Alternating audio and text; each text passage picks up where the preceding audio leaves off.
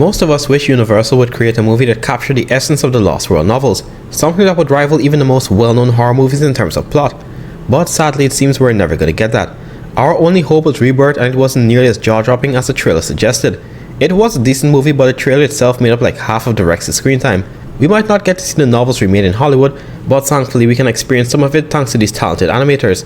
This time we get to see the bioengineered nightmares from Dr. Thorne's point of view.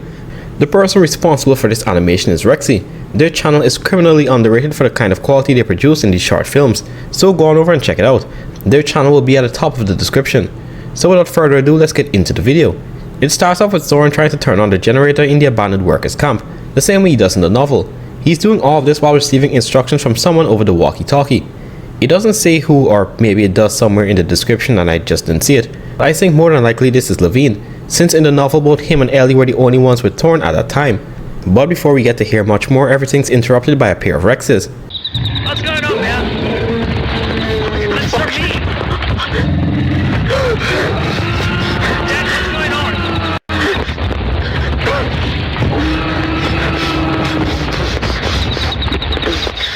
Thorne! Fuck! I can't hear you, man. What the hell's going on? Oh, fuck! Get the fuck out!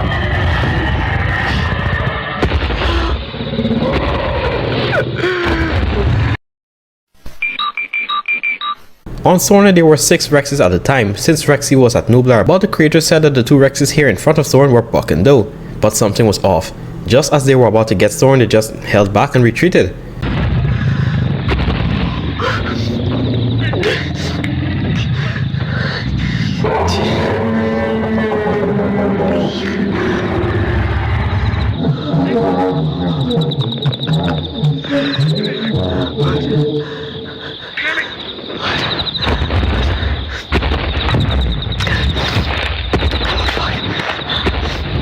Hold up, wait a minute, something ain't right. So at this point you gotta wonder if Thorne just has that kind of plot armor, or if something else made the most dominant predators on the island back off.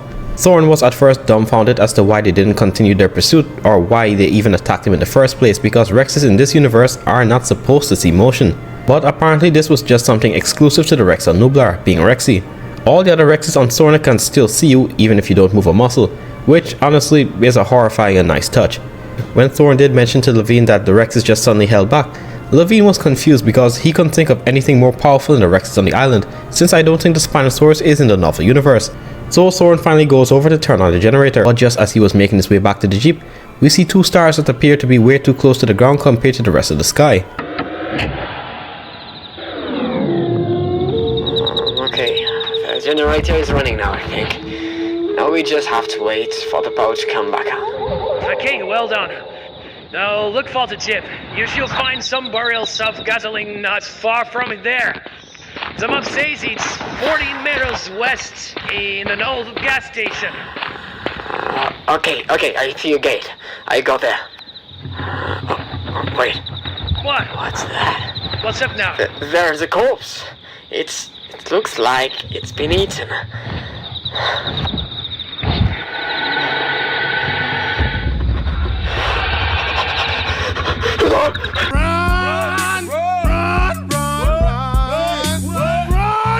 And there they are. The only creatures that can make a full-grown Rex shit itself just by being too near. I'm so happy someone finally added this detail. There are some other really good animations on the novel, but few sure even mention the fact that the Carnotaurus canonically terrify every other creature on Sorna in the novels. Packs of raptors and even adult T-Rexes will stay out of their territory at night. Sadly, the movie Carnos don't get nearly as much respect, and are just picked off by the Rexes. What makes the novel Carnos so much more deadly despite them being smaller and probably even physically weaker than the ones in Jurassic World is their camouflage. They can blend into literally anything. A chain link fence? Done. A brick wall pattern? Finished. My search history? Consider it copied. This was exactly how they caught Diego and Levine in the beginning of the novel too. One literally looked like a tree branch but was given away by the breathing. Oh fuck! There are 2 of them!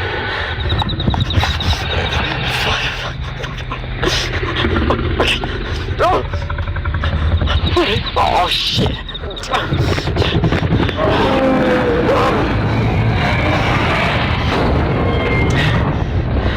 Stay back!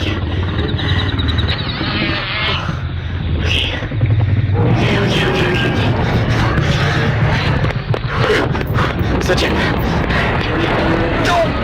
Soren tried to book it to the jeep in hopes of escaping, but the other one was right next to the gate and broke it down. I mean, he could have possibly gotten into the jeep, but of course it didn't have a roof.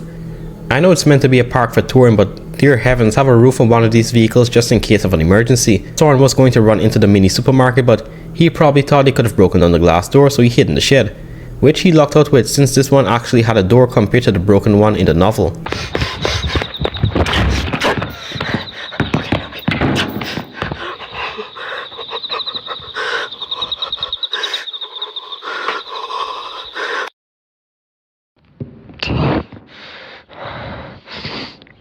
I don't know how, but he managed to survive and go into the mini-mart and is just panicking.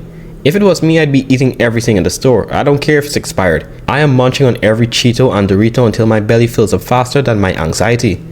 Which is something Soren should have done, because when he looks out the window, he sees this.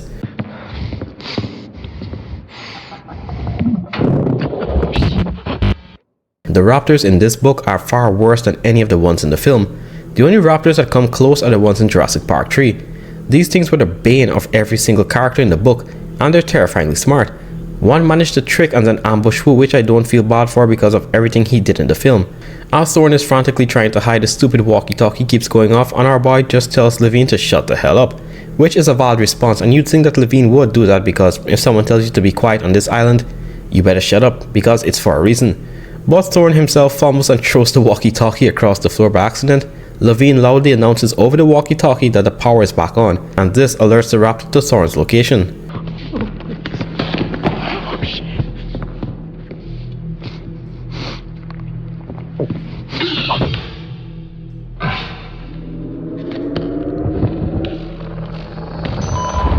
Hey, Thor, is everything okay?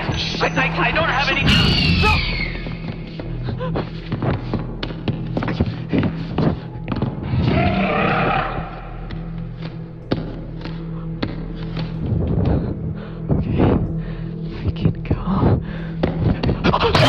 Yeah, so the creator of this tweaked the ending for this one. Soren doesn't get to leave the island. This time he perishes before he can even get to the dock. And all because Levine didn't be quiet. More than likely it was Levine just not hearing him clearly or forgetting. But to be honest, it could have been deliberate. Levine is one of the more manipulative characters in the Lost World, and he knew every light in that area would be turned on, and that Thorin would see it, yet he still called out on the walkie-talkie alerting the raptors of Thorin's presence.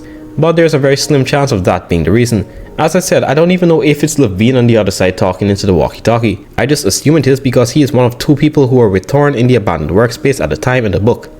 Overall, a great animation and story by Rexy. They even add their own twist to the story, which, if I'm being honest, made me a bit sad since Thorin is supposed to be the badass of the novels. But still, overall a good short film. Go over and check out Rexy's channel if you haven't already. They deserve way more recognition for their work. Also guys, leave in the comments some animal or dinosaur analog horror you may want me to review in the future. You can leave it in the comments or even leave it in the suggestion channel in my Discord, which will be in the description. A few have been asking me to review How to Train Your Dragons AU, which I'll get into sometime this month. Anyway, with that said, don't forget to like, share and subscribe. I'll see you guys in the next video.